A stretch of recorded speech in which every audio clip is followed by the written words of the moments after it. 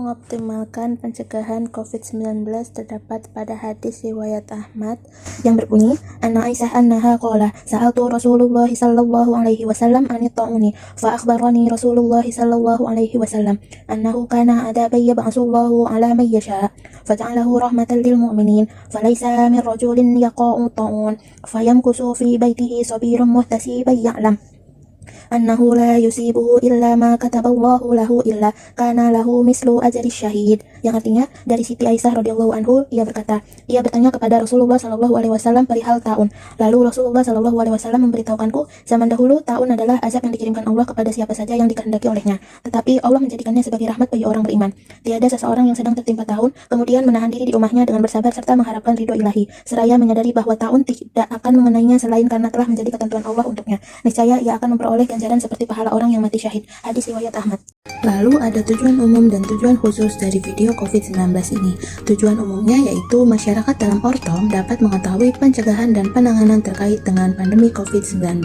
Dan tujuan khususnya yang pertama, masyarakat ortom dapat memahami definisi, gejala, dan cara penularan COVID-19. Yang kedua, masyarakat ortom dapat memahami upaya-upaya pencegahan yang dapat dilakukan untuk mencegah COVID-19. Lalu yang terakhir, masyarakat ortom dapat menerapkan upaya-upaya pencegahan COVID-19.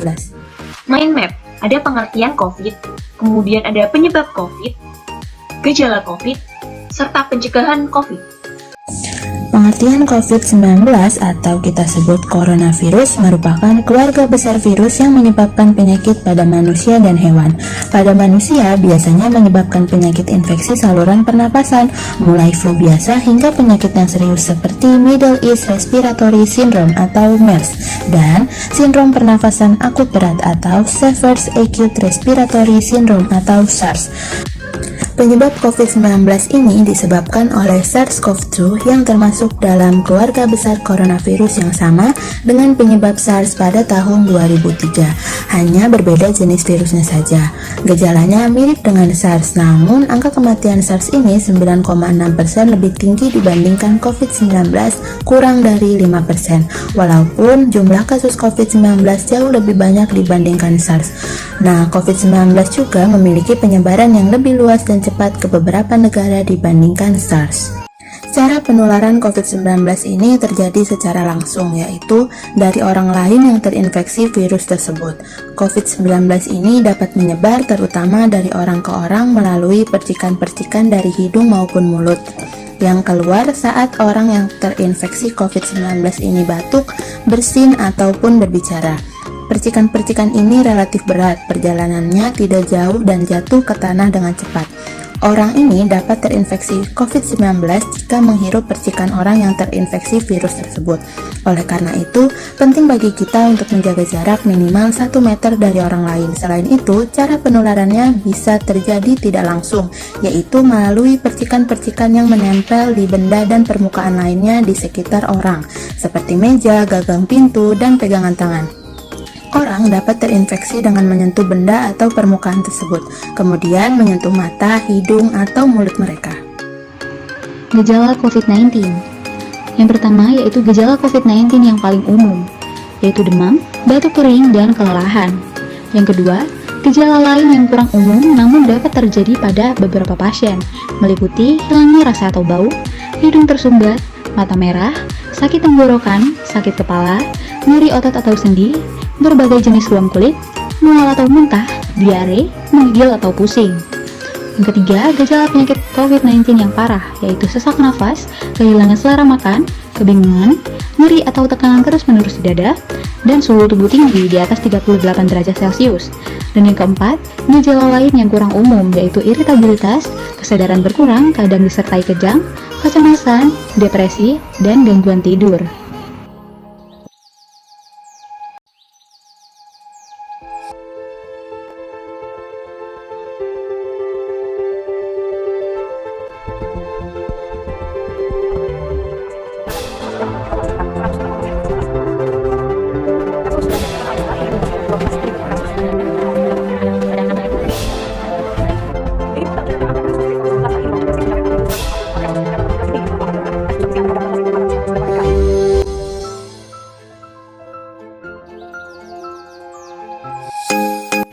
Tata cara mencuci tangan yang benar. Pertama, basahi tangan dengan air bersih. 2. Gunakan sabun pada tangan secukupnya. 3. Gosok telapak tangan yang satu ke telapak tangan yang lainnya. 4. Gosok punggung tangan dan sela-sela jari. 5. Gosok telapak tangan dan sela-sela jari dengan posisi saling bertautan. 6. Gosok punggung jari ke telapak tangan dengan posisi jari saling bertautan. 7. Genggam dan basuh ibu jari dengan posisi memutar. 8. Gosok bagian ujung jari ke telapak tangan agar bagian kuku terkena sabun. 9. Gosok tangan yang bersabun dengan air bersih mengalir. 10. Keringkan tangan dengan lap atau tisu. 11. Bersihkan pemutar keran air dengan lap atau tisu. Penggunaan hand sanitizer. Oleskan cairan pembersih tangan ke salah satu telapak tangan. Jangan lupa membaca label produk untuk mengetahui jumlah yang harus digunakan dalam sekali pakai. Gosok kedua tangan dan gosokkan cairan ke seluruh telapak tangan, punggung tangan, dan jari-jari sampai cairan pada tangan Anda mengering.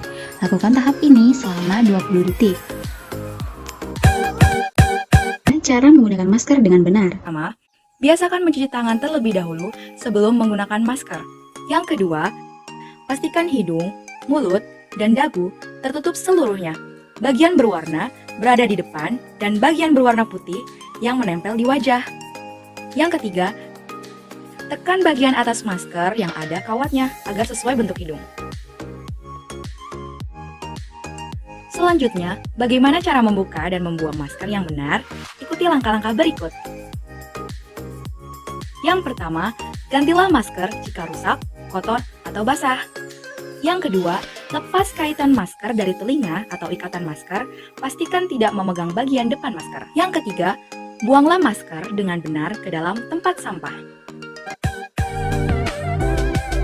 Demi memutus rantai penularan COVID-19, diharapkan untuk melakukan pembatasan jarak dengan cara yang benar. Antara lain, menjaga jarak fisik dengan orang lain minimal 1 meter pada kondisi apapun. Selalu menggunakan masker setiap kali keluar rumah, menghindari kerumunan atau keramaian, ataupun kegiatan yang melibatkan berkumpulnya orang dalam jumlah banyak. Menghindari berpergian ke tempat umum atau tempat wisata. Berjemur di bawah matahari. Usahakan tubuh terpapar cukup sinar matahari dengan cara berjemur setiap pagi selama 15 menit. Beberapa hal yang perlu diperhatikan saat berjemur yaitu menggunakan warna baju yang terang, menggunakan topi dan kacamata, menggunakan sunblock, dan usahakan sinar matahari kontak langsung dengan